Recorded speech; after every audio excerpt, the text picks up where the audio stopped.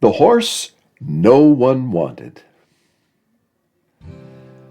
Shiloh didn't make much of an entrance the day he came off the trailer. His coat was rough, his ribs showed more than they should, and his eyes, well, they carried a history. Not anger, not fire, just a quiet, worn-out resignation. The look of a horse who had learned to expect very little from people. Now, Sheila had taken him in because she has a heart for the ones nobody else wants. And old Bill had agreed to work with him. Now, Bill had trained a lot of horses, but even he raised an eyebrow when he first saw Shiloh. "Sheila," he said softly, "this one's been through something." Well, the first few days proved him right. Bill stepped into the pen with a halter. Shiloh turned away. He tried brushing him. Shiloh flinched. He tried saddling him. Shiloh locked up like a fence post.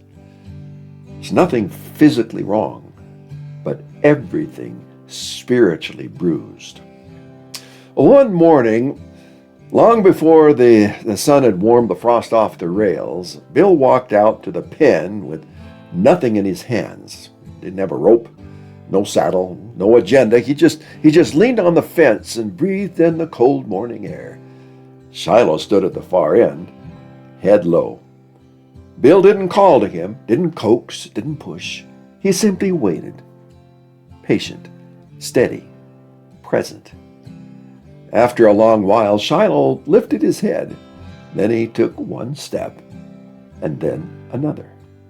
Halfway across the pen, he stopped and studied Bill, like a man deciding whether to trust a stranger with a secret. Bill didn't move. Finally, Shiloh walked the rest of the way and stopped right beside him. Then came that long, trembling sigh, the kind horses only give when something deep inside finally lets go. He lowered his head until his muzzle brushed Bill's sleeve. Bill swallowed hard. That was the moment everything changed.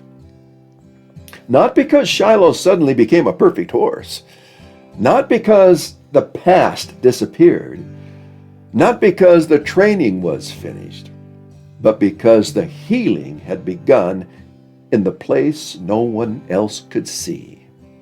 Later that day, Bill said, "Sheila, before he can carry anybody, he's got to know he's safe." Sheila had been reading in Luke's gospel that morning for her devotions. She read about the paralyzed man in chapter 5, whose friends had let him down through the roof in front of Jesus. And right then, the story came alive in a way she hadn't seen before.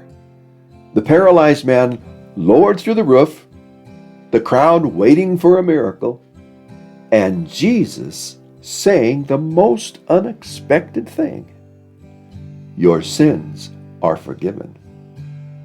Before the legs worked, before the man stood, before the mat was folded and the room erupted, Jesus healed the deeper wound first. Bill saw it in Shiloh, and the Lord whispered it again in Sheila's own heart.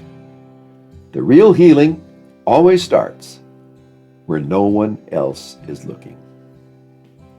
Shiloh eventually became a willing partner, the kind of horse who meets you at the gate. But the true miracle wasn't the riding that came later. It was that quiet morning when a wounded horse discovered he was wanted. And an old trainer discovered how Jesus works with us. Grace before strength, peace before purpose, forgiveness before walking. The horse no one wanted became the horse who taught us what Jesus has been saying all along: your sins are forgiven.